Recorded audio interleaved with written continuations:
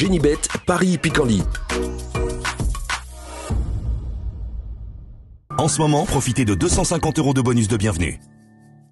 Salut à toutes, salut à tous. Direction l'hippodrome de Paris-Longchamp pour la réunion principale de ce jeudi 16 mai avec un quintet plus, le prix du Palais Bourbon, disputé sur 2400 mètres, une épreuve qui s'adresse uniquement aux juments. Nous évoquerons donc ce handicap dans la première partie de l'émission.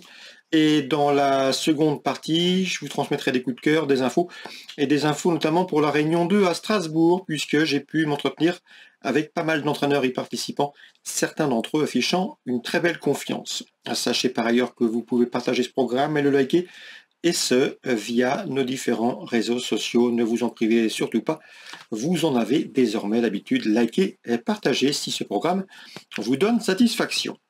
Donc concernant ce quintet prix du Palais Bourbon, direction Paris-Longchamp, j'aime beaucoup le numéro 1 Cracovia, qui vient de faire le plein de confiance en province. Elle a un moral intact, elle s'imposer à Machecou et plus récemment à Durtal. La distance ne lui pose aucun problème.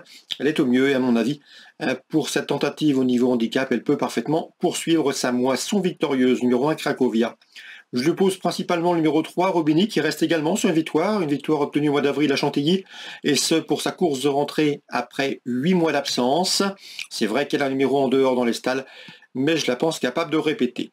Le numéro 2, Tarajal, ne manque pas de moyens, une prestation infructueuse pour sa course de rentrée dans le prix de la Gloriette à Saint-Cloud, mais c'est une rentrée, elle va logiquement afficher des progrès sur cette tentative, et sachez également qu'elle avait pris la deuxième place du toujours bien composé et convoité prix de l'élevage. C'était au mois d'octobre à Saint-Cloud, une épreuve de même acabit. Donc le 1, le 3, le 2, confiance à la partie haut du tableau. Ensuite, j'ai retenu le 4, Santorina, qui affiche déjà 2 places dans les 5 premiers en 5 tentatives dans les quintets. Elle s'est classée notamment deuxième du quintet référence prix de la Fontaine des Capreux. Fin avril, ce jour-là, elle devançait le numéro 8, Chic Couchic, affiché troisième de ce handicap référence. Et numéro 5, Matorigold, confirmé à ce niveau et affiché 6e de ce même quintet référence du 25 avril. Je placerai ensuite le numéro 9, Rika de Lavis, qui est en forme. Elle vient de remporter un handicap à Chantilly. Bien que remontée de 5 livres sur l'échelle des poids, elle conserve son mot à dire. Et le numéro 12, AA, pour sa régularité, jument constant dans l'effort, elle devra afficher des progrès sur sa course de rentrée du mois dernier. Résumé chiffré, vous l'aurez compris, j'ai fait confiance aux petits numéros dans ce handicap. Le 1, le 3, le 2, le 4, devant le 8, le 5, le 9 et le 12 en cas de partant. On se méfiera du numéro 10, Rodaina. On se retrouve pour les coups de cœur. En ce moment, profitez de 250 € de bonus de bienvenue. Voici désormais mes informations et conseils de jeu pour ce programme du jeudi 16 mai. On commence par l'hippodrome de Paris-Longchamp. On va parler notamment du prix de Pontarmé, une épreuve estampillée Listed Race dans cette course. J'aime beaucoup le 208 Les Pavots, c'est une bonne pouliche, la seule pouliche d'ailleurs au départ de cette Listed. Sachez que l'an dernier, au cours de l'été, elle avait remporté le groupe 2 prix du Calvados avant de se classer troisième du prix Marcel Boussac début octobre. Une pouliche de tout premier plan pour sa rentrée dans cette Listed. Elle doit pouvoir répondre présente d'entrée de jeu. C'est le 208 Les Pavots. Concernant la 8e, sachez que j'ai bien aimé la prestation victorieuse du 802 Coural dernièrement en terrain lourd à Saint-Cloud pour sa rentrée. Une victoire dans un handicap convaincante, une victoire qui lui a valu d'ailleurs d'être remontée de 6 livres sur l'échelle du handicapeur. Mais ce jour-là, elle effectue une rentrée. Donc malgré la surcharge encourue, on peut logiquement penser qu'elle va accuser des progrès sur cette tentative et je la pense capable de nouvelle fois de vaincre le 802 Coural. Il convient toutefois de lui opposer le 801 Morisot en constant progrès, une Morisot qui a également prouvé qu'elle avait la pointure d'un handicap de ce genre et pourquoi pas même de remporter à plus ou moins long terme un quintet.